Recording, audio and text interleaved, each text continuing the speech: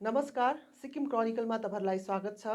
सिक्किम क्रोनिकलले राज्यभरिका विभिन्न दैनिक गतिविधि साथै विभिन्न विशेष अन्तर्वार्ता राजनीतिक दलहरूको मुद्दाहरूमाथि तपाईँहरूसँग अपडेट लिएर अन्तर्वार्ताहरू लिएर उपस्थित भइरहेको छ र यसै क्रममा आज हामी समक्ष हुनुहुन्छ सिक्किम स्टेट बिजेपी पार्टीका अध्यक्ष डिबी चौहान र अहिले सिक्किममा एसकेएम पार्टी र बिजेपी पार्टीको गठबन्धन सरकार चलिरहेको भनिरहेको छ। तर धेरै ठाउँबाट इभन बिजेपीका विधायकहरूले पनि यो एउटा देखावटीको गठबन्धन हो भन्ने मात्र आवाज पनि उठिरहेको छ भने यता सरकार पक्षबाट हाम्रो गठबन्धन सरकार नै चलिरहेको छ भन्ने कुराहरू पनि उठिरहेको छ। र आज स्वयं अध्यक्ष यहाँ हुनुहुन्छ बिजेपी स्टेट बिजेपी पार्टीका अध्यक्ष डिबी चौहान, उहाँसँग हामी यी विषयमा कुराकानी गर्नेछौँ। र अहिलेको जुन जल्दो बल्दो इस्यु सिक्किममा चर्किरहेको छ मल्टी कमोडिटी एक्सचेन्ज, इक्पाको जमिन अधिग्रहण र साथै विभिन्न बजेटहरूलाई लिएर विभिन्न विचारहरू ओपिनियनहरू क्रिएट भइरहेको छ। यसबारे बिजेपी पार्टीले सिक्किममा कस्तो प्रकारले हेरिरहेको छ, कस्तो प्रकारले उहाँहरूको गठबन्धन सरकार अघि बढेको उहाँहरूले देखिरहनु भएको छ, यसबारे कुराकानी गर्नेछौँ। सर, तपाईँलाई स्वागत छ सिक्किम क्रोनिकलमा। है, सिक्किममा जब है बिजेपी पार्टीको कुरा गरिन्छ अहिलेको सिनारियोमा र अहिले बिजेपी पार्टी र एसकेएम पार्टीको गठबन्धनको सरकार चलिरहेको छ होइन, यसलाई दाबी नै गरिएको छ, यसलाई घोषणा नै गरिएको छ गठबन्धन सरकार हो भनेर। जति पनि सरकारको पोजिटिभ काम हुन्छ या नेगेटिभ काम हुन्छ बराबर भागीदारी हुन्छ जब गठबन्धनको सरकार हुन्छ भन्ने विश्वास छ। है, तर यहाँ आएर के देखिँदैछ भने धेरै मुद्दाहरूमा स्टेट बिजेपीले सरकारको कतिवटा काम गराइमा विरोध जनाइरहेको छ भने अहिले आएर हिजो मात्र बिजेपी पार्टीले यो मल्टी कमोडिटी एक्सचेन्जमा एफआइआर गरेको र यसमाथि छिटो कारवाही हुनुपर्ने कुराहरू राखिरहेको छ। र वर्तमान मुख्यमन्त्रीले पनि यो कुरामा चिन्ता जनाउँदै उहाँले भिजिलेन्समा है हामी एकदम छानबिन गर्ने कुरा राख्नु भएको छ। तर सँगैमा तपाईँले फेरि हिजो भिजिलेन्समा हामी गयौँ, त्यहाँ पनि केही काम भएको छैन, इडीमा पनि गयौँ, केही पहल भएको छैन भन्ने र सिबिआईको माग गर्नुभएको छ। सेन्टरमा सिबिआईको सरकार छ, स्टेटमा गठबन्धन बिजेपी पार्टी सेन्टरमा बिजेपीको सरकार छ, स्टेटमा गठबन्धन सरकार छ बिजेपीको। केले रोकिरहेको छ सिबिआईलाई र कसरी हेर्नुहुन्छ यो मल्टी कम्युनिटी एक्सचेन्जलाई? सर्वप्रथम त सिक्किम क्रोनिकल हेरिरहनुभएका सम्पूर्ण दर्शकहरूलाई भाजपा सिक्किमको तर्फबाट नमन र तपाईँहरू सबैलाई धन्यवाद र हाम्रो यसरी कुरा तपाईँहरूले सोझा जनताको अगाडि राख्ने मौका दिनुभएकोमा। अब जहाँसम्म गठबन्धन भनेर जुन प्रकारको सिक्किममा एउटा रेटोरिक एउटा चलिरहेछ भन्ने गर्छन् र एसकेएम पार्टी जनतासँग उहाँहरू आफ्नै प्रकारले जिम्मेवार छ र भारतीय जनता पार्टी हामी पनि जनतासँग त्यति नै जिम्मेवार र हाम्रो पनि 12जना विधायक र हाम्रो पार्टी सङ्गठन है स्टेटमा भएकोले गर्दाखेरि हामी जनतासँग जिम्मेवार छौँ। We are responsible to the people र जनसरोकारको कुनै पनि विषय आउँछ र सरकारले चित्त बुझ्दो काम गर्दैन भने हामी अवश्य पनि जनसरोकारका विषयहरू सरकारलाई सुझावको रूपमा या सरकारलाई हामी चेतावनीको रूपमा पनि हामी राखिरहेका छौँ, राख्ने गरेका छौँ। र गठबन्धनको विषय लामो विषय छ, यो छोटो इन्टरभ्यूमा सम्भव नहोला र म यति भनिराख्छु कि हाम्रो सिट सेयरिङ थियो 2019को जुन बाई इलेक्सनको टाइममा, त्यहाँबाट पूर्ण रूपले गठबन्धनलाई हामीले एउटा डेफिनेसन दिन सकेनौँ सिक्किममा र पनि अब सुझबुझ तालमेलको हिसाबले अब हामी सरकारलाई सुझाव दिइरहेको छौँ। भनेपछि गठबन्धनको सरकार जुन चाहिँ मिलेर सरकार चलाउने कार्य हुनुपर्ने गठबन्धनको परिभाषा त्यो हो, त्यो भइरहेको छैन सिक्किममा। त्यो भइरहेको छैन किनभने अब गठबन्धन भन्ने बित्तिकै त हाम्रो पनि त्यहाँ विधायकहरूको क्याबिनेटमा सेयर हुनु पर्यो, हामी सरकारको डिसिजन मेकिङमा हुनु पर्यो, सरकारले के डिसिजन लिँदैछ त्यसको भागीदार हामी पनि हुनु पर्यो, सरकारले हामीलाई पनि बताउनु पर्यो। तर अहिलेसम्म पनि एउटै पनि अब तपाईँहरू मिडिया हुनुहुन्छ, हाम्रो एउटै पनि एनडिएको बैठक अथवा गठबन्धनको बैठक आधिकारिक रूपमा कहीँ पनि हुन सकेको छैन।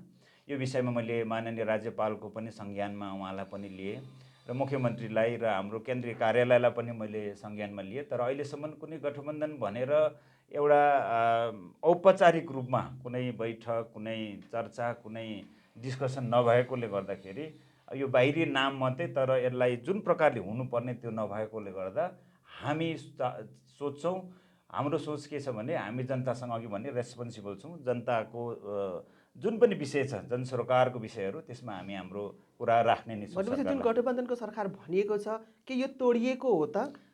होइन, यो पूर्ण रूपले कि गठबन्धन नै चाहिँ होइन यो। जनतालाई एकदम हामी गठबन्धनको सरकार चलिरहेका छौँ भनेर जनतालाई एउटा एकपट्टि भुलाइरहने काम र फेरि यता काममा चाहिँ अब इभन विधायकहरूले पनि है यही कुराहरू यो गुनासो राखिरहेका छन् जनताहरूको पक्षबाट पनि विशेष गरी बिजेपीका जति पनि पार्टी कार्यकर्ता छन् उहाँहरूले उहाँहरूको अनुसार काम नभएको धेरै गुनासोहरू विभिन्न कार्यक्रम मार्फत हामीले सुन्दैछौँ। यो कस्तो प्रकारको गठबन्धन होइन, यो जस्तो देखिए पनि गठबन्धन जस्तो देखिए पनि मेलमिलाप भएर हामीले अब किनभने हेर्नुहोस्, अब 25 वर्षपछि सिक्किममा परिवर्तन आयो। श्री पिएस गोलेज्यूको नेतृत्वमा सरकार बनिएपछि अब जनतामा पनि एउटा ठुलो उल्लास थियो, हर्ष थियो र भाजपा केन्द्रबाट पनि र भाजपा राज्यबाट पनि हामीले सोच्यौँ कि अब यो सरकारलाई हामीले साथ दिनुपर्छ र हामीले अब वैचारिक रूपले त साथ दिनै रहेको छौँ, तर जुन प्र्याक्टिकल्ली हेर्दाखेरि हाम्रो, तपाईँले सही भन्नुभयो, हाम्रो कार्यकर्ताहरूलाई अन्याय भइरहेको, अब गाउँ गाउँमा पनि हाम्रो कार्यकर्ताहरूले कुनै पनि सरकारी पार्टीको जस्तो कुनै सुख सुविधा नपाइरहेको, सहुलियतहरूमा पनि छुट्याइएको यस्तो गुनासो, म त अब पार्टीको अध्यक्ष हो, अब हरेक चिज मेरोमा आउँछ र मैले त्यो सम्बन्धित निकायमा पुर्याउने पनि कोसिस गर्दा गर्दै पनि अब त्यो नभएको एउटा मैले एउटा अनुभव गरेँ र हामीले अहिले अब निर्णय गरेको छौँ, हामी जनसरोकारको विषयमा, हामी जनताका विषयमा र सिक्किमेको हक सुरक्षा, उहाँहरूको अधिकारको विषयमा हामी सरकारलाई सुझाव, मैले भने सुझाव पनि दिने र सरकारले गर्दैन भने हामी सरकारलाई चेतावनी पनि दिन्छौँ। चेतावनी कस्तो? गठबन्धन तोड्ने चेतावनी? गठबन्धन होइन, सरकारले गर्नुपर्छ, किनभने उहाँहरू सरकारमा हुनुहुन्छ, उहाँहरूले सत्तामा बसेपछि। तपाईँ अध्यक्षको नातामा यो गठबन्धनको एउटा भूमिका हुने गर्दछ है, जस्तै भए पनि हामी मिलेर सरकार चलाइरहेका छौँ भन्ने मुख्यमन्त्रीबाट पनि आउँछ र सुरुमा जब गठबन्धन भयो तपाईँले पनि अनाउन्समेन्ट गर्नुभएको र गठबन्धन हुँदाहुँदै, किनभने गठबन्धन भनेको सरकारको पार्ट हो, आज सरकारको हरेक राम्रो कामको पनि भागीदारी हुनुपर्ने हुन्छ र नराम्रो कामको पनि भागीदारी हुनुपर्छ। चेतावनी मात्रै दिने कि या कस्तो प्रकारको चेतावनी? तपाईँको इन्डाइरेक्टली उहाँहरूलाई गठबन्धन तोड्ने चेतावनी हो? होइन, तोड्नु जोड्नु त यो मेरो बसको कुरा होइन, यो त भाजपा केन्द्र कार्यालयले र पार्टी हाइकमान्डले तय गर्ने कुरा हो। तर हामीले गठबन्धन गर्नु, राजनीति गर्नु, सरकार बनाउनु कसको लागि? जनताको लागि, होइन? जनता सर्वोपरि हो नि प्रजातन्त्रमा, होइन? पिपल आर सोभरियन भन्छ अङ्ग्रेजीमा, र जनता सर्वोपरि हो, जनता भगवान हो, जनता जनार्दन हो र जनताको खातिर हामीले अब केही पनि गर्न सक्छौँ। हामी गठबन्धनमा गएर यदि जनतालाई फाइदा हुन्छ, सिक्किमलाई फाइदा हुन्छ भने त्यो पनि स्वीकार्य हो र यदि भने जस्तो फाइदा भएन र जनता अनयोलमा छ, सिक्किम अनयोलमा छ भने फेरि बोल्नु पनि 3 वर्षमा हाम्रो। के फाइदा भएको देख्नु भएको छ सिक्किममा गठबन्धनको सरकारले? 3 वर्षमा जुन प्रकारको अब एउटा त ठुलो कालखण्ड कोभिडको एउटा महामारी आयो, 2-2.5 वर्ष त हामीले कोभिडको महामारीलाई सामना गर्नु पर्यो। त्यसले गर्दा राजनीति गर्ने माहौल पनि थिएन र सरकार, केन्द्र सरकार, राज्य सरकारले विशेष गरेर यो महामारीमा जनतालाई कसरी बाहिर निकाल्ने यो बारेमा कामहरू गर्नुभयो र त्यसमा हामीले फाइदा नोक्सान हेरेनौँ। यो महामारीलाई हामीले बचाउनु पर्ने, जनतालाई बचाउनु पर्नेमा हामीले हाम्रो काम गरिबस्यौँ, सरकारले आफ्नो काम गरिबस्यो।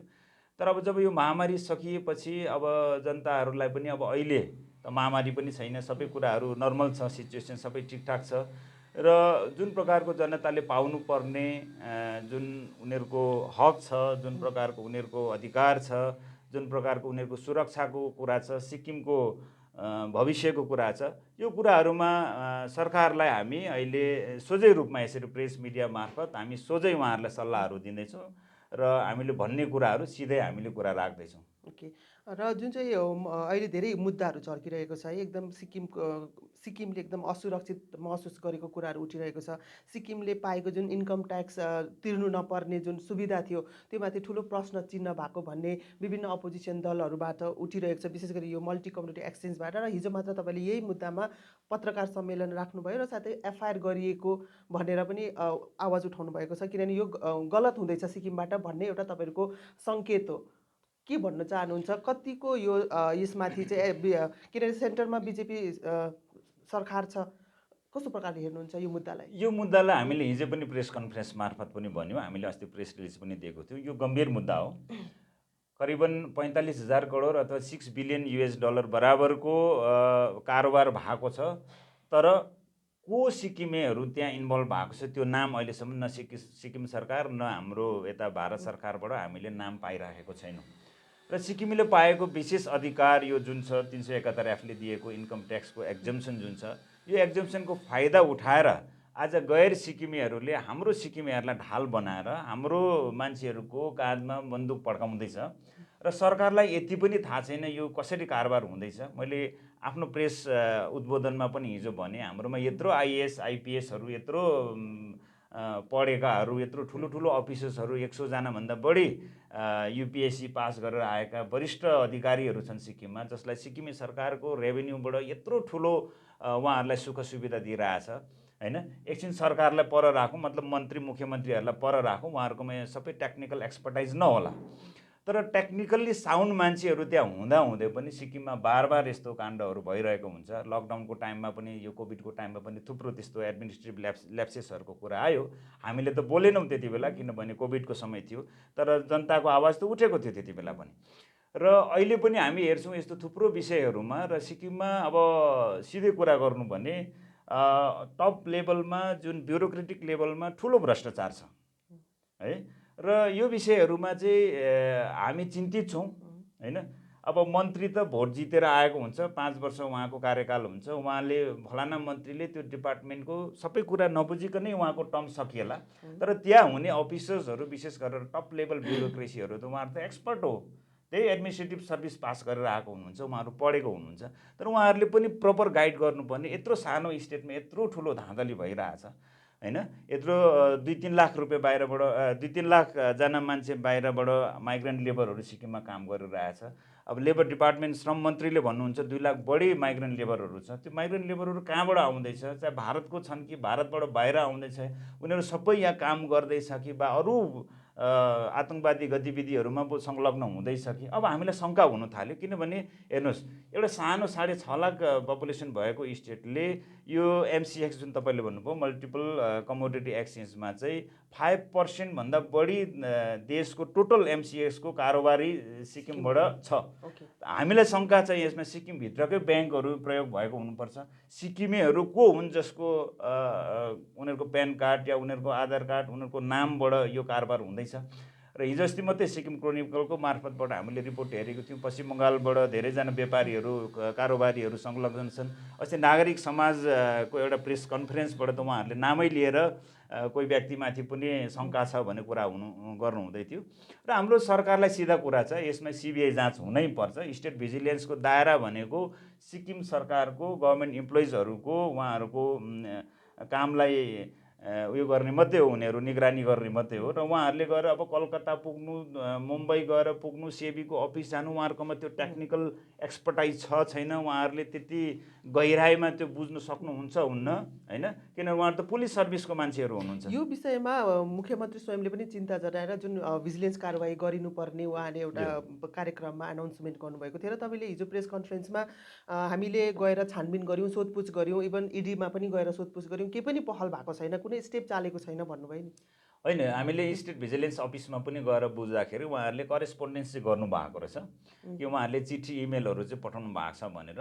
तर कहाँ पठाउनु भएको छ उहाँले त्यो चिठी? उहाँहरूले त्यो चाहिँ यो सेबीमा पठाएको छ भन्ने हामीले कुरा सुन्यौँ। जुन कुरा मात्रै सुन्नुभयो या तपाईले कुनै पेपर त दिनु भएन उहाँहरूले। उहाँहरू अब लागि परेको कुरा त गर्नुभयो, तर त्यस्तो हामीलाई सेटिस्फ्याक्ट्री लागेन उहाँहरूको काम गराइमा। हजुर, र इडीमा त उहाँहरूले सिधै भन्नुभयो हामीलाई कुनै एफआइआर आएको छैन र राज्य सरकारबाट त्यस्तो निर्देश पनि आएको छैन र यस्तो अपिल पनि भएको छैन ताकि हामीले छानबिन गरौँ हैन।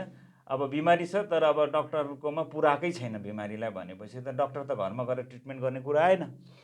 अनि हामीले सोच्यौँ हाम्रो एउटा नागरिकको कर्तव्य पनि हो, एउटा जिम्मेवार राजनीतिक पार्टी, अघि मैले सुरुमा भने हामी जनसरोकारको विषयमा हामी चुप लागेर बस्दैनौँ भनेर हाम्रो पार्टीमा सरसल्लाह भएर हामीले एउटा एफआइआर कपी हामीले सदर थानामा बुझाउन जाँदा उहाँहरूले भन्नुभयो यो चाहिँ अब एसपीलाई पनि सोधेर गर्नुपर्ने हुँदा उहाँहरूले जिडी इन्ट्री गरेर 2 दिन पछाडि यसलाई एफआइआरको रूपमा हामी कन्भर्ट गर्छौँ भन्नुभएको छ।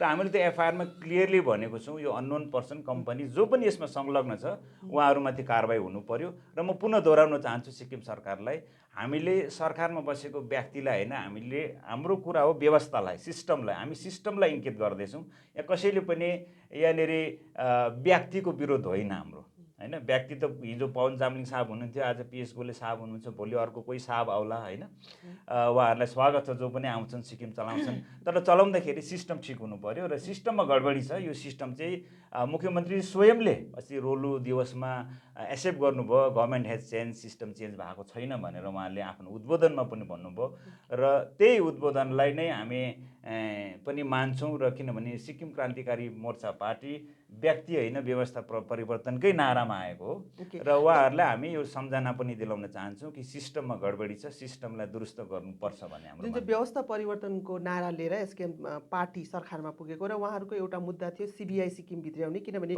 पूर्व सरकारले एउटा ब्ल्याङ्केट बन्द गरेको छ, एउटा नोटिफिकेसन निकालेर सिबिआई सिक्किममा आउन नदिन भनेर है। त्यसैको आधारमा आजसम्म सिबिआई सिक्किम भित्रन सकेको छैन र सिबिआईको माग अहिले आएर अहिले विपक्षमा रहेको एसडिएफ पार्टीले पनि बारम्बार गरिरहेको छ र इभन तपाईँहरू बिजेपी पार्टीले पनि गरिरहेको छ र बिजेपी पार्टीलाई बारम्बार यो क्वेसन किन उठ्छ भने सेन्ट्रलमा अलरेडी बिजेपी पार्टीको सरकार छ, सिक्किममा यो स्क्यामहरू भइरहेको कुराहरू उठिरहेको छ, केले बाधा दिँदैछ सिबिआईलाई सिक्किम भित्रनको निम्ति?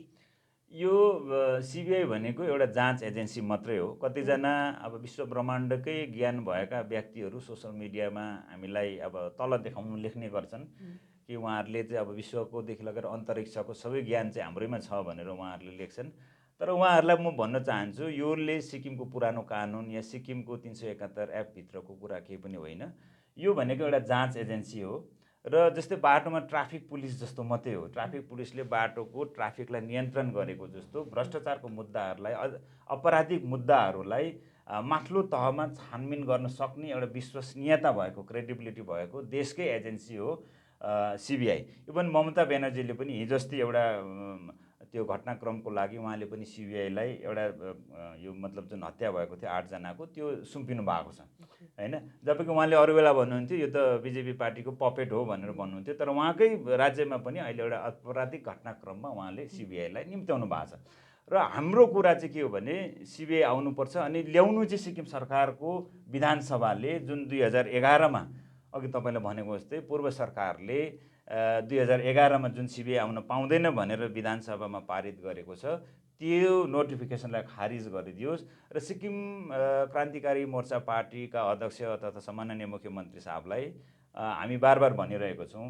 उहाँहरूको पनि नारा थियो, उहाँहरूले पनि धरना जुलुस गर्नुभएको, हामीसँगै पनि हामी बसेर धरना गऱ्यौँ। पूर्व सरकारमा व्यापक भ्रष्टाचार छ र यो भ्रष्टाचार चाहिँ भिजिलेन्सले होइन या लोकायुक्तले होइन, यो चाहिँ सिबिआईले मात्रै जाँच गर्न सक्छ भन्ने हामी सबैको अहिले पनि हाम्रो अडान त्यही छ।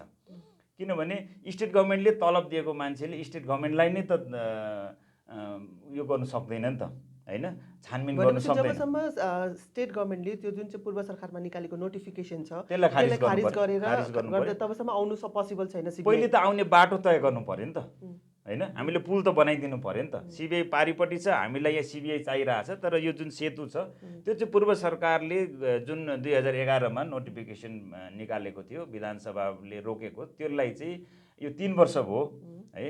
हामी उहाँहरूलाई याद दिलाउन चाहन्छौँ यो 3 वर्ष भयो, 3 वर्षमा एटलिस्ट यो आउने विधानसभा सत्र यो मे महिनाको यो पहिलो सातामा हुँदैछ, त्यसमा चाहिँ सबै विधायकहरूलाई, हाम्रा भाजपाका विधायकलाई पनि, उता एसकेएमको विधायकलाई पनि र पूर्व मुख्यमन्त्री पवन चामलिङजीलाई पनि हामीले नमन गरेरै भन्यौँ हिजो प्रेस वार्ता मार्फत कि तपाईँहरूले सिबिआईको बाटो खुल्ला गरिदिनुहोस्। अनि यत्रो ठुलो अपराधिक घटनाक्रम सिक्किममा हुँदैछ भने अब सिक्किममा यो मनी लाउन्ड्रिङको एउटा केस भयो त होइन, पैसामा हेराफेरी हुँदैछ, भोलि यो हतियारहरू लुकाउला। किनभने हाम्रो कानुन त यहाँ त मतलब सानो एउटा पिसफुल स्टेट छ, हाम्रो सिक्किमका मानिसहरू न्यायप्रेमी छन्, धर्मप्रेमी छन् होइन। त्यस्तो प्रकारले भोलि ठुल्ठुलो गिरोहहरूले सिक्किमलाई अड्डा बनाउला, अखडा बनाउला, हाम्रो त बोर्डर स्टेट हो। त्यसले गर्दाखेरि आउने भविष्य यहाँ सिक्किमेहरूको, सिक्किमे भावी सन्ततिको भविष्यलाई सुरक्षा बनाउनको लागि सुरुमै हामी सक्त हुनु पर्यो, हाम्रो सिस्टम अप टु डेट हुनु पर्यो र कहीँ पनि यस्तो ल्याप्सेस हुनु भएन भन्ने हाम्रो माग हो। बिजेपीलाई अब तपाईँले अहिले भन्नुभयो जुन चाहिँ सिबिआई सिक्किम भित्रिँदाखेरि पुरानो कानुनलाई कुनैमा असर पर्दैन भनेर, तर बिजेपी पार्टीको एउटा नारा छ वान नेसन वान ल एउटा कानुन भन्ने छ है। र अहिले पनि सिक्किमेली समाजमा जुन चाहिँ तरिकाले सिट सेयरिङ भएर 2टा बिजेपी सिट आएको छ, त्यो एउटा सिचुएसनले गर्दाखेरि 2टा बिजेपी एमएलएले इलेक्सनमा गएर जितेको भन्ने एनालाइटिकल तपाईँलाई पनि थाहा भएकै कुरा हो। बिजेपी पार्टीलाई सिक्किमले अहिलेसम्म मनले स्वीकारेको गरेको छैन सिक्किमेली जनताले। सायद तपाईँले यसलाई अनुभव गर्न सक्नुहुन्छ होला है। कसरी कन्फिडेन्स दिन सक्नुहुन्छ जुन चाहिँ सिबिआई भित्रिँदा या कुनै पनि सिक्किमको पुरानो कानुनलाई चाहिँ असर पर्दैन भनेर? किनभने बिजेपी पार्टीकै एउटा नारा छ, वान नेसन वान ल भन्ने कुरा छ नि, यसलाई कसरी सिबिआई त पहिले अब भण्डारी साहबको टाइममा पनि आएको, उहाँलाई पनि सिबिआई लागेको 1984 सालमै पनि उहाँको सरकार जाँदाखेरि पनि पूर्व अब स्वर्गीय मुख्यमन्त्री श्री बिबी गुरुङ साहबको समयमा पनि सिबिआई आएकै हो। चामलिङ साहबको टाइममा पनि थियो, सिबिआई थियो। यो मैले अघि भने एउटा जाँच एजेन्सी मात्रै हो होइन। यो चाहिँ हामीले अब रेफरल गरेको जस्तै नि, अब जस्तै हस्पिटलमा पनि बिमारीहरू हाम्रो हस्पिटलले भएन भने हामी रेफर गरेको जस्तै त्यो केसहरू रेफर गरेर हामी कसैले जाँच गरिदियोस्, कसैले छानबिन गरिदियोस्।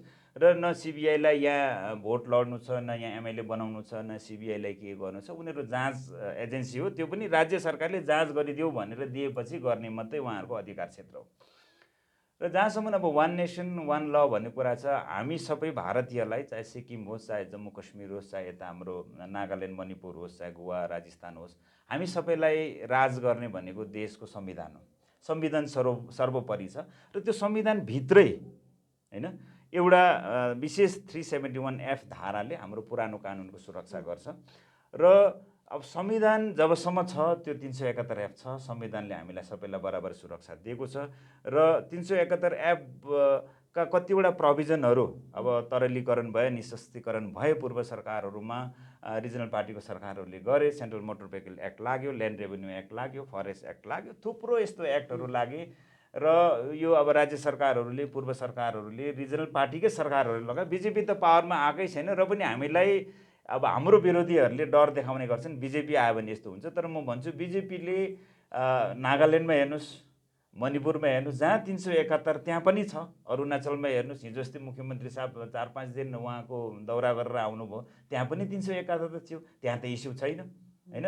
अब त्यो त उडाउनु नउडाउनु, गर्नु नगर्नु त त्यहाँको सरकार, त्यहाँको नागरिक समाज, त्यहाँको बुद्धिजीवी, त्यहाँ सबैको राज्यवासीको पनि एउटा उहाँहरूको पनि अडान हुनु पर्यो होइन। र मलाई लाग्छ सिक्किमे जनताहरू, सिक्किमको सबै पार्टीको मान्छेहरूले यो चाहँदैन हाम्रो विशेष प्रावधान उडोस्, र बिजेपीले त झन् चाहँदैन। किनभने हामी त सिक्किमे हौँ, हामी सिक्किमको सुरक्षा खातिर हामी मर्नु पनि तयार छौँ। मैले बार भन्ने गर्छु, सिक्किम फर्स्ट, सिक्किमको सुरक्षा हुनुपर्छ, देशभित्रै रहेर सिक्किमको विकास हुनुपर्छ भन्ने हाम्रो अडान।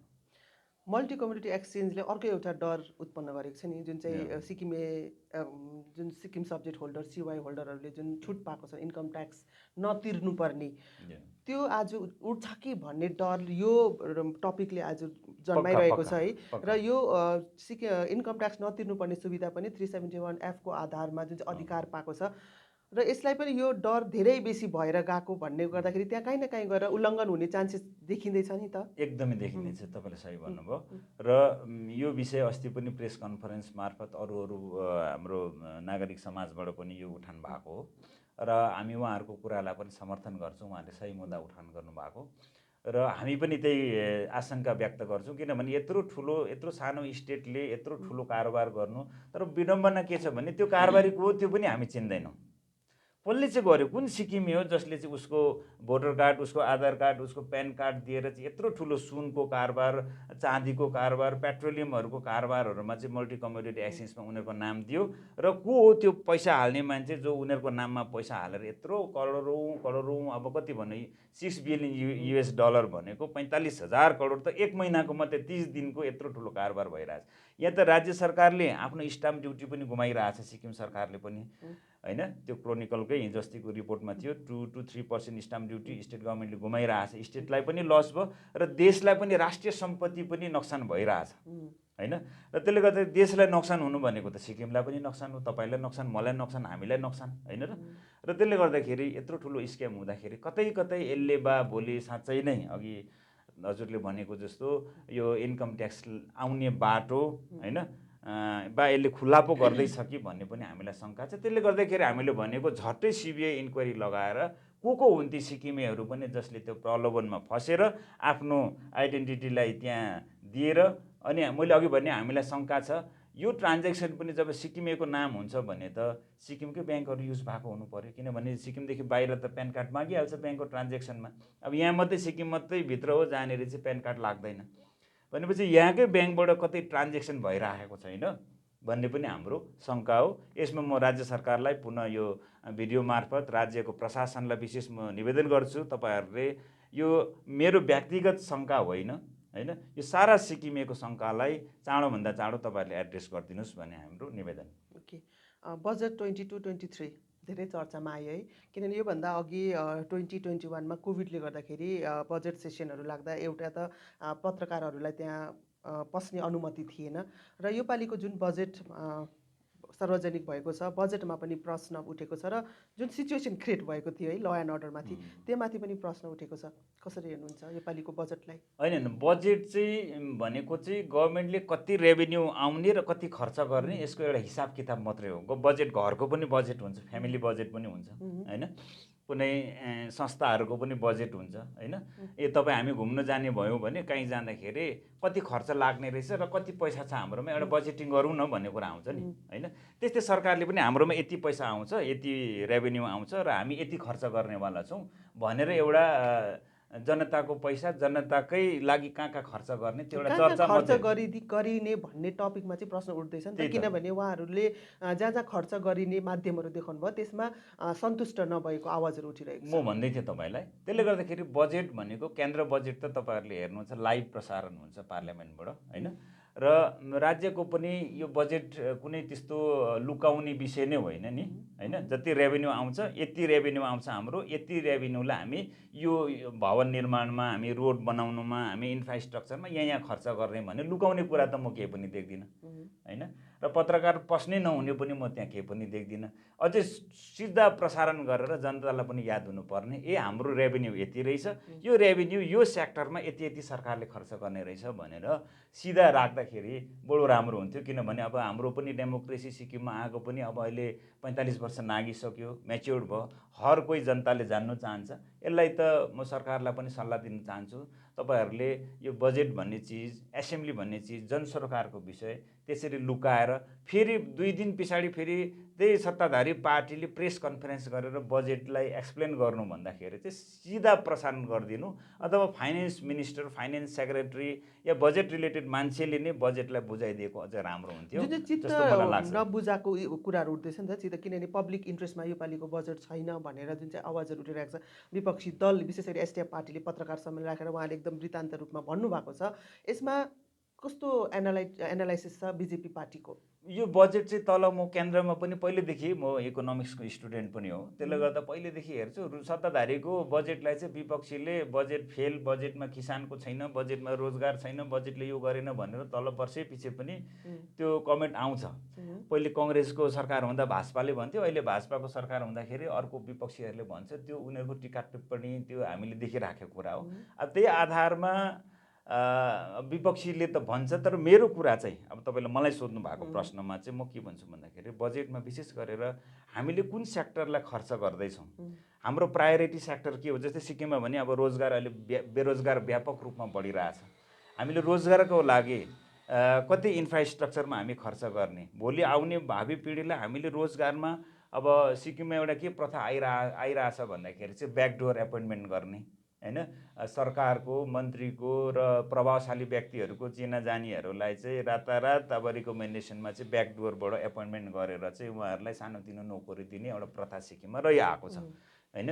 यो धेरै पहिलेदेखिको एउटा बिमारी मलाई लाग्छ र यो खुल्ला रूपमा प्रतिस्पर्धा भएर कम्पिटिसन भएर मेरिटमा सरकारी जब त्यति पाउन छोडियो सिक्किममा, यो एउटा दुःखको विषय हो।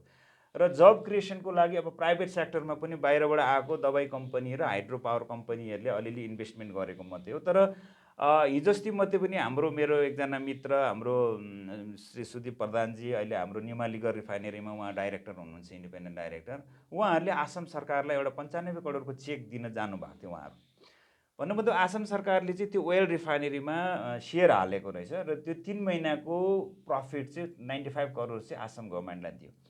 र त्यस्तो प्रकारले हाम्रो सरकारले पनि यसरी रियल इस्टेटतिर अथवा तपाईँको यस्तो ठुल्ठुलो मार्केटमा पनि इन्भेस्टमेन्ट गर्यो भने चाहिँ भोलि त्यहाँबाट चाहिँ सेयर पाउँछ स्टेटले, रेभेन्युजहरू हाम्रो आउनु थाल्छ। त्यसो गर्दा स्टेट चलाउनु सजिलो पर्ने हुन्छ, किन केन्द्रकै अनुदानमै मात्रै र स्टेटको रेभेन्यू त कति पनि छैन हाम्रो, होइन। अलिकति जिएसटीबाट आउँछ, अलिकति हाम्रो यो अल्कोहल रक्सीबाट आउँछ। एज सच त हाम्रो त्यस्तो ठुलो रेभेन्यू सेक्टर छैन, तर स्टेटले जेनेरेट गर्नुपर्ने। र मलाई लाग्छ बजेटको विषयमा छोटोमा भन्नु भन्दाखेरि चाहिँ स्टेट गभर्मेन्टले इन्फ्रास्ट्रक्चर डेभलपमेन्ट र त्यही रोड कार्पेटिङमा खर्च हुन्छ, फेरि 6 महिना पछाडि रोड जस्ताको तस्तै बाटोमा भल बगिराखेको हुन्छ। म अस्ति रोडको हाम्रो सेक्रेटरी साहबलाई पनि भने, किन सिक्किमको रोडमा चाहिँ जहिले तहिले पानी बगिराखेको हुन्छ, पानीले 6 महिनामै हाम्रो कार्पेटिङ भताङ भुतुङ बनाइदिन्छ। र यी गेन्टोकको हाइवेको ठुलो पानी पऱ्यो भने देख्नुहुन्छ, यत्रो नेसनल हाइवेमा पनि बाटोमा चाहिँ मैला बगिरहेको हुन्छ। किन ड्रेनेजमा पानी बग्दैन होइन? किन हाम्रो रोड इन्फ्रास्ट्रक्चर दुरुस्त हुँदैन? अनि त्यो रोड इन्फ्रास्ट्रक्चरमा पैसा हाल्यो, पूर्व सरकारले पनि हाल्यो, वर्तमानले पनि हाल्छ, तर 6 महिना पछाडि रोड जस्ताको तस्तै। अब भवन निर्माणहरू हुन्छ, 3 वर्ष 4 वर्षमा फेरि बङबङ धुलो उडिराखेको हुन्छ होइन? त्यो किन त्यसलाई ठिकसँग काम हुँदैन? अनि हाम्रो पैसा चाहिँ त्यो रिपेयर र मेन्टेनेन्समा बेसी खर्च भएको जस्तो मलाई लाग्छ। र हामीले इन्फ्रास्ट्रक्चर डेभलपमेन्टमा रोजगारलाई हामीले मेन फोकस गर्नुपर्ने होइन? रोजगारको अवसरहरू खोलिनुको लागि सरकारले इन्भेस्टमेन्ट गर्नुपर्ने। अब यो विषयहरूमा बजेट जानुपर्ने। तर अब बजेट हामीले पनि खासै भन्नुभयो भने चाहिँ बजेट त्यो जति उहाँहरूकोबाट बाहिर निस्केको मात्रै हामीले त्यसरी लाइभ अथवा बजेटको कुनै डकुमेन्ट पाएको छैन। र म बजेटको बारेमा पूर्ण रूपमा हामीले भन्नु पनि पाइनँ, किनभने त्यो बजेट सेसनको टाइममा चाहिँ कस्तो भयो भने चाहिँ त्यो एउटा त्यो के भन्छ, कागज भन्थ्यो मै ठुलो, कलम भन्थ्यो मै ठुलो भने जस्तो त्यो सर्वश्रेष्ठताको अथवा को ठुलो भन्ने लडाइँ भएको जस्तो लाग्यो हामीलाई। एसकेएम ठुलो कि एसडिएफ ठुलो होइन? त्यो मेन बजेट चाहिँ जुन चाहिँ पब्लिकमा बजेटलाई बुझाउनु पर्ने सिचुएसनलाई चाहिँ अर्को तरिकाले अर्को प्रकारले त्यहाँ भयो। त्यहाँ कोही बाहिरबाट मान्छे आए, त्यहाँनिर हङ्गामा भयो भन्ने कुरा भयो। फेरि एमजी मार्गमा अब शक्ति प्रदर्शनहरू भयो दुनियाँभरको, त्यो प्रकण्डले गर्दाखेरि बजेटमा फोकस होइन। त्यहाँनिर त सिक्किममा ठुलो लडाइँ झगडा पो हुने हो कि अशान्ति पो हुने हो कि होइन? सिक्किमलाई एकदम अशान्ततिर पो डोराउने हो कि भन्ने प्रकारको एउटा माहौल डेभलप भयो। त्यसले गर्दाखेरि मलाई लाग्छ बजेटमा भन्दा फोकस चाहिँ उहाँहरूको वर्चस्वको लडाइँमा बेसी भएको, शक्ति प्रदर्शनमा बेसी भएको जस्तो मलाई लाग्यो। विशेष गरी जुन चाहिँ वर्तमान सरकारले, तपाईँले अघि रोजगारको कुरा निकाल्नुभयो है, रोजगारको लागि बिजेपी विधायक डिटी लेप्चाले एसेम्ब्लीमा प्रश्न पनि राख्नु भएको थियो। एउटा गाडी डिस्ट्रिब्युसन गरिरहनु भएको छ वर्तमान सरकारले है, पार्टीको पक्षबाट र एउटा सिड सेल भन्ने खोलिएको छ र त्यसको माध्यमबाट वान फ्यामिली वान एन्टरप्रेनरलाई सपोर्ट गर्ने घोषणाहरू पनि भइरहेको छ। अरू विभिन्न स्किमहरू भइरहेको छ। यसलाई कसरी हेर्नुहुन्छ? यो जुन चाहिँ गाडी डिस्ट्रिब्युट गरिँदैछ र यो स्किम जुन चाहिँ वान फ्यामिली वान एन्टरप्रेनरको अहिले सुरुवात भइरहेको छैन, उहाँहरूकोबाट पहल भइरहेको छ, सिड सेलको थ्रुबाट पहल भइरहेको छ है, के हेर्नुहुन्छ? अब गाडी पूर्व सरकारले पनि बाँड्थ्यो देखेको हामीले होइन?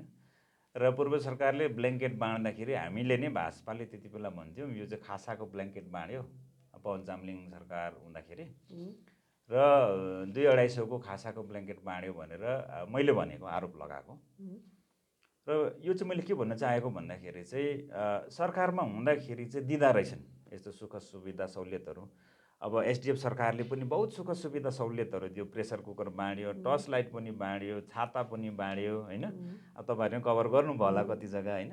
त्यस्तो प्रकारले गाडी पनि बाँड्यो, गाडी उहाँहरूले पनि बाँडेकै हो। गाडी स्टार्टअप स्किमबाट जुन पहिला भएको थियो भने अहिले पार्टी लेभलमा होइन, पार्टीलाई पनि राम्रो राम्रो कार्यकर्ताहरूलाई एउटा त्यो एउटा प्रोत्साहनको रूपमा पनि बाँडिएको। मेरै क्षेत्रमा पनि एकजना मित्रले पाउनु भएको थियो, चामलिङ साहबले गाडी दिनुभएको थियो। यत्रो बेसी होइन तर अलिक कम्ती कम्ती बाँडेकै हो।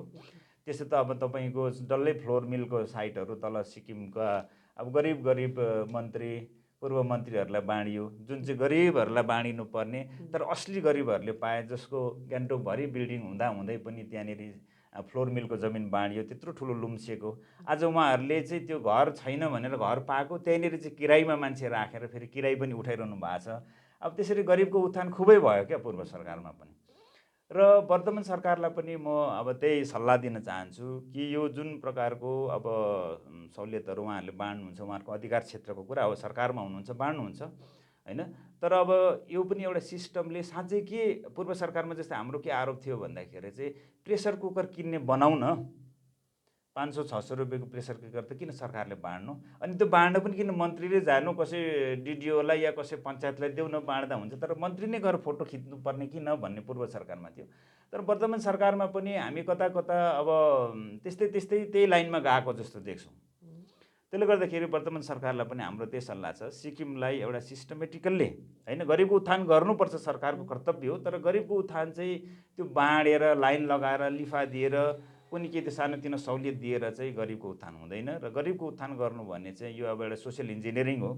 यसमा थुप्रो थ्योरीहरू पनि छ, सोसियल एक्सपर्ट्सहरूको पनि कुराहरू लिनुपर्ने हुन्छ र यसलाई अब एउटा सिस्टमेटिक तवरले गऱ्यो भने चाहिँ साँच्चै गरिब धनी होस्, हामीलाई खुसी लाग्छ होइन। तर अब गरिबलाई भइरहेको चाहिँ छैन सिक्किममा, तर गरिबलाई चाहिँ एउटा अब दिएर फोटो खिचाउने होइन, मैले फलानालाई दिएँ भनेर फेरि उहाँलाई भिडियो गरेर गर्नु जाने होइन, अब त्यो त गरिबीको उपहास हो नि, त्यो त त्यो मजाक उडाएको हो नि होइन। पहिले बिजेपी पार्टीले पनि भन्थ्यो कि हामीलाई गरिबहरूलाई कोभिडको टाइममा के बाँड्नु, फोटो खिच्नु भनेर। मलाई बडो कुती लाग्थ्यो। अब हामीले कति दिन्छौँ, 100-150को सामान दिन्छु, फेरि फोटो खिच्नु जानुपर्ने, बिचरा त्यो थाप्ने मान्छेको पनि बेइज्जती हो नि। अहिले नयाँ पार्टी खोलिने भनेर तर्खरमा लागेका जुन गणेश राई हुनुहुन्छ, उहाँको मैले एउटा अन्तर्वार्ता हेरिरहेको थिएँ र उहाँले भन्नुहुँदै थियो गरिब चाहिँ कसैको पनि एउटा पब्लिसिटीको माध्यम होइन भन्ने एउटा सेन्टेन्स उहाँले भन्नुभएको छ त्यस अन्तर्वार्तामा। के राजनीतिक दलहरूले गरिबलाई एउटा उहाँहरूको पब्लिसिटी स्टन्टको निम्ति प्रयोग गरेको, गरिब परिवारलाई गरिब भन्ने जुन शब्द प्रयोग गरिरहेको छ हरेक राजनीतिक दलले, हरेक इलेक्सनमा गरिबकोलाई लिएर धेरै घोषणापत्रमा है पोइन्ट वाइज त्यहाँनिर एनाउन्समेन्टहरू गरिन्छ, कसरी हेर्छ? इभन भारतीय जनता पार्टीले पनि गरिब भन्ने प्रकारले हाम्रो पार्टीमा पनि छ, म यो डिनाइ गर्दिनँ तपाईँको कुरा। बिजेपीमा पनि एउटा पब्लिसिटीको माध्यम, एउटा प्रचारको लागि मात्रै गरिब हो। जब सरकारमा बनिन्छ ती गरिब कहाँ जान्छन्? ती गरिबको लागि बनिएको स्किम कहाँ जान्छन्? होइन, त्यो स्किमले पनि खासै भन्नु भने गरिब धनी हुँदैन। जस्तै अब अहिले मोदी सरकारले अब कसरी हुन्छ कतिवटा गरिब धनी कसरी हुने? सुन्नु नि, अब मोदी सरकारले पनि कतिवटा स्किम्सहरू छ, त्यो स्किमहरू हामी पनि प्रचार प्रसार गर्छौँ, तर त्यो खासै त्यो गरिबलाई चाहिँ जिउँदो राख्ने चाहिँ हो। गरिब सधैँ गरिब रहोस्, गरिब चाहिँ मरि नहालोस्। यो संविधानको सायद आर्टिकल 48मा पनि छ, राइट आर्टिकल 48, 47 कतातिर छ, मैले बिर्सेँ। Right to educate means of livelihood भनेर छ। मतलब कोही जनता चाहिँ भोकले नमरोस् भनेर त्यो मनरेगा पनि एटलिस्ट 100 दिनको रोजगार पाओस्, भोकले चाहिँ नमरोस्, भुकमारी चाहिँ नहोस् भनेर त्यो धनी बनाउने स्किम चाहिँ होइन त्यो पनि। चाहे त्यो बिजेपी सरकारले ल्याओस्, कङ्ग्रेसले ल्याओस्, एसडिएफ एसकेएम जसले पनि ल्याओस्, त्यस्तै प्रकारले त्यो गरिबलाई बाँडिएका लिफाहरू, गरिबलाई बाँडिएका ब्ल्याङ्केट, गरिबलाई बाँडिएको प्रेसर कुकर या गरिबलाई दिएको कुनै के सहुलियतहरू दियो भने त्यो फोटो खिचेर गरिबहरूको उपहास मात्रै हो त्यो। अब फलानाले के भन्यो मलाई थाहा छैन, तर म यो चिज मलाई पनि भित्रबाट लाग्छ कि गरिबीलाई साँच्चै उन्मूलन गर्नु भने सोसियल इन्जिनियरिङ भन्छ होइन। हामीले अब हाम्रो मन्त्रीहरू, हाम्रा अफिसर्सहरू विदेश पनि जान्छन् होइन। एक जमानामा 1949 भन्दा चाइना भारतभन्दा गरिब देश थियो, अझ हामीभन्दा एकदमै पिछडिएको देश थियो। आज चाइना विश्व शक्तिको रूपमा आउँछ होइन। अब त्यस्तो मोडलहरू ल्याउनु पर्यो, कसरी त्यहाँका गरिबहरू यो भए। अन्त सिधा कुरा भन्नु भने यो अन्तर्वार्तामा भन्नु भने चाहिँ गरिबी उन्मूलन गर्नुको लागि रोजगारको अवसरहरू खोलिनु पर्यो, सबैले बराबर रोजगारहरू पाउनु पर्यो। जस्तै युरोपतिर हामीले जुत्ता चप्पल लगाएको जस्तो प्रत्येकको आफ्नो प्राइभेट कार हुन्छ होइन। तपाईँको आफ्नो कार, मेरो कार, उहाँको कार, सबैको कार हुन्छ। त्यो चाहिँ हामीले जुत्ता लगाएको जस्तो मिनिमम स्ट्यान्डर्ड भयो त्यो होइन। त्यस्तै प्रकारले हाम्रो देशमा त अब कार त छोडिदिनुहोस्, गाडी त त्यो धनीको एउटा सिम्पटम हो होइन, धनी मान्छेले मात्रै गर्न सक्ने। तर रोजगार चाहिँ हाम्रो मिनिमम हुनुपर्ने होइन, र बेसिक एउटा तपाईँको अब युनिभर्सल इन्कम सबैको बराबर हुनुपर्ने। अब यो कुराहरूमा पहल गर्नुपर्ने, त्यसमा अब समाजमा चर्चा हुनु जरुरी छ। तपाईँहरूले हामीलाई सोध्नुभयो, अरूहरूलाई पनि सोध्नुहोस्। यसरी चर्चा हुनुपर्छ, डिबेट हुनुपर्छ, डिस्कसन हुनुपर्छ, यहाँबाट बाहिरबाट निचोड आउँछ समयमा।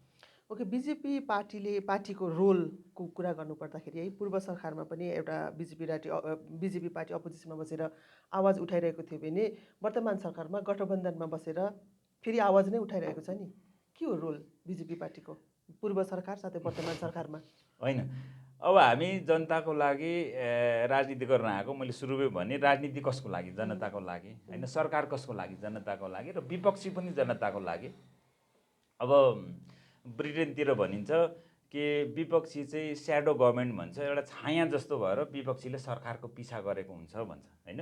र जहाँ पनि सरकारले गल्ती गर्छ विपक्षीले त्यसलाई उजागर गर्छ र जनताको अगाडि ल्याउँछ र जनतालाई त्यो कुरा बताउँछ र जनतामा फेरि त्यसको अब जागरुकता गराउने काम विपक्षीको हो भन्छ होइन।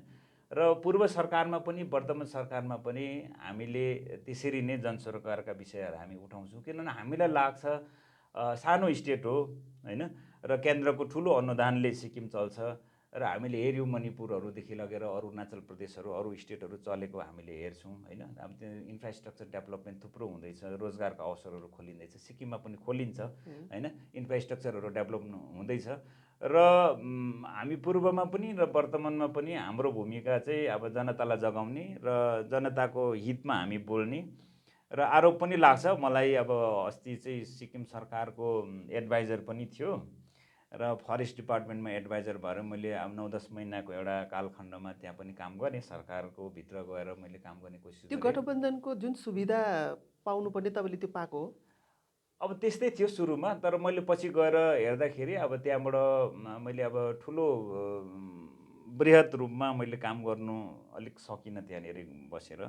र पार्टीलाई नै फेरि मैले फोकस गर्नुपर्ने, पार्टीलाई अलिकति अन्याय भएको जस्तो, पार्टीलाई मैले बेसी टाइम दिनुपर्ने जस्तो मलाई परिस्थिति आएपछि र पार्टीभित्रबाट पनि र पार्टी बाहिरबाट पनि धेरै सरसल्लाह सुझावहरू आयो र मैले विधिवत रूपमा सरकारलाई त्यो फर्काइदिई पनि दिएँ। कति महिना तपाईँले त्यसमा काम गर्नुभयो? 9-10 महिना जस्तो बसेँ म त्यसमा। अर्डर त पहिले निस्केको थियो, तर मैले जब गठबन्धनको सरकार डिक्लेयर भयो है, सुरुवातमा तपाईँले त्यसरी चेयरम्यानसिप पाउने भन्ने कुराहरू आयो र काहीँ न काहीँ गएर त्यो चेयरम्यानसिपको लागि एउटा पार्टी प्रेसिडेन्टले मात्रै एउटा चेयरम्यानसिप पायो।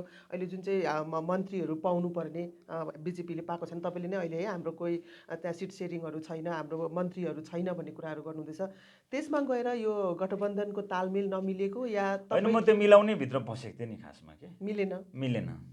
अब मिल्नु धेरै साह्रो रहेछ क्या, त्यो मैले सोचेको जस्तो हुँदैन रहेछ राजनीति, निकै गाह्रो रहेछ। म पनि अब अलिकति आलो काँचे भर्खर गुरुमा छोडेर राजनीतिमा आएको, त्यसले गर्दाखेरि कति कुराहरू राजनीतिमा चाहिँ समय लाग्ने रहेछ मिलाउनु, धेरै त्यसमा त्यो मेहनत मिल्ने परिश्रम। भनेर सरकार चल्दा चल्दै 3 वर्ष पुरा भइसकेको छ र अहिले पनि गठबन्धनकै सरकार छ र अहिले पनि काहीँ न काहीँ गएर यो आवाज उठि नै रहने गर्छ। बिजेपीको अब कतिजना मन्त्री हुने, बिजेपीको फेरि यो हुने, अब 2 वर्ष अब त मात्रै सरकार बाँकी छ। सकिन आँटिसक्यो, अब 3 वर्ष त यो बितिसक्यो। कतिको पोसिबल छ? यो अब पोसिबल आउने मलाई दिनमा लाग्दैन, किनभने अब हेर्नुहोस्, अब 2 वर्ष मात्रै छ सरकारको कार्यकाल, किनभने अब 2024को यति बेला त भोट हुँदै गरेको हुन्छ, भोटको माहौलमा हुन्छौँ हामी आजको 2 वर्ष पछाडि।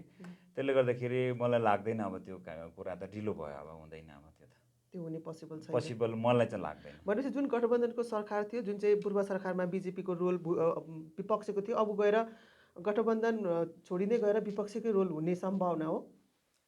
हामी अब जनतालाई अब अघि भने सर्वोपरि मान्नु र जनतालाई जनार्दन मान्नु, जनताको हितमा राजनीति गर्नु भने हामीले जनताको आवाज उठाउनै पर्छ, जनताको लागि बोल्नै पर्छ र भोट दिएर सरकार बनाउने, पक्षमा राख्ने विपक्षीमा राख्ने जनताको अधिकार क्षेत्रको कुरा हो र हामी कति जनताको विषयहरूलाई एड्रेस गर्न सक्छौँ, जनताको काम कतिको गर्न सक्छौँ र जनतालाई कस्तो लाग्छ त्यो त पछिको कुरा हो। तपाईँले भन्नुभएको अब के हुन्छ त्यो त समयको गर्वमै छ होइन, र त्यसले गर्दा समयको गर्वमा भएको चिजलाई अब अहिले नै म भन्न सक्दिनँ, तर हामीले काम गर्नुपर्छ मलाई लाग्छ। ओके।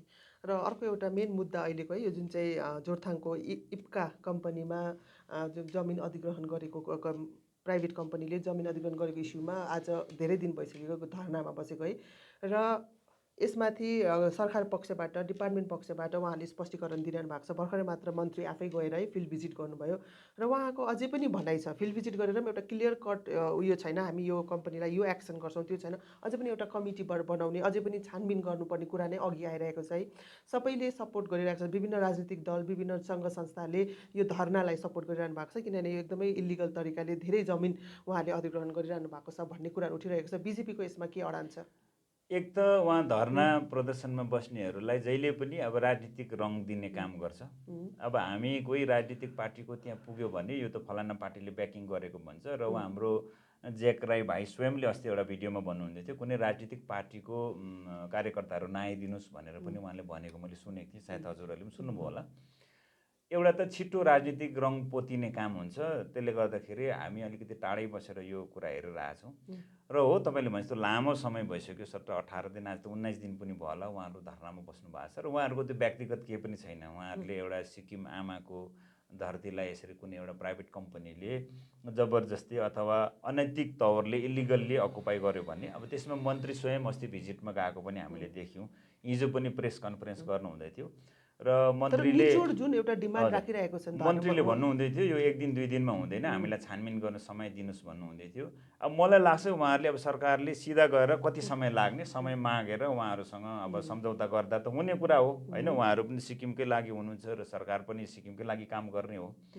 तर अब यो स्टेलमेट भन्छ नि, अब यो सरकार पनि र यता धर्नाकारीहरू पनि दुईपट्टि चाहिँ अब अडिग नबसेर अब हुन त उहाँहरूले त चाहिरहनु भएको छ सरकारले वार्ता गरोस्, सरकारले आएर हाम्रो एड्रेस गरोस् भनेर, र सरकारले पनि प्रेस कन्फरेन्स मार्फत कुरा गर्दैछ। तर यसलाई अविलम्ब तपाईँले भन्नु चाहेको छिटो यसलाई एउटा केही निचोडमा पुग्नु पर्ने। जुन डिमान्ड भइरहेको छ हजुर धरना गर्नेहरूले एक्सन गरोस् उहाँहरूलाई एउटा, किनभने एउटा कुनै साधारण जनताले एउटा सानोभन्दा सानो काम बिगार्दा पनि छिट्टो कारवाही हुन्छ मलाई उहाँहरूलाई। लाग्छ हजुर मलाई लाग्छ अब डिसी स्वयं पनि पुग्नु भएको थियो। उहाँहरूले प्रशासनले यसलाई गम्भीरतासँग लिएर होइन यसलाई कारवाही गर्नुहोस्। र सिक्किमको अब थुप्रो जग्गाहरू यस्तो छ जहाँनिर म पनि फरेस्टमा बस्दाखेरि मेरोमा थुप्रो कुराहरू आउँथ्यो। एउटा टाङ्गेदारको मामलाहरू छ, यो जलुकको मामलाहरू पनि छ होइन। अब थुप्रो त्यस्तो मामलाहरू छ, त्यसमा अब डिपार्टमेन्टले अब छिटो छानबिन गरेर अब त्यसमा एउटा निर्णय लिनुपर्ने। र मैले त अस्ति भनेको पनि थिएँ जलुकको विषयमा, यदि सरकारले उहाँहरूलाई जमिन दिनु सक्दैन फरेस्ट एक्ट अनुसार भने सरकारले उहाँहरूलाई रिहेबिलिटेसन कहीँ बस्ने उहाँहरूको बन्दोबस्त गरिदियो भने पनि राम्रो हो होइन।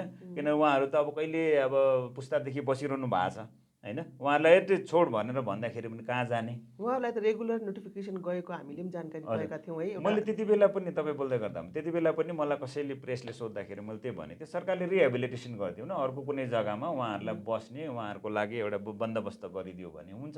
तर जहाँसम्म इक्फाको कुरा छ अब यो त रिहेबिलिटेसनको कुरा आउँदैन। यो त अब एउटा निजी कम्पनीले सरकारी जमिन हुनसक्छ अब सरकारी तन्त्रहरूसँग मिलेरै गऱ्यो होला, किनभने त्यसै आएर बाहिरबाट एउटा कम्पनीले त म यहाँ फ्याक्ट्री बनाउँछु भनेर त बनाउनु सक्दैन।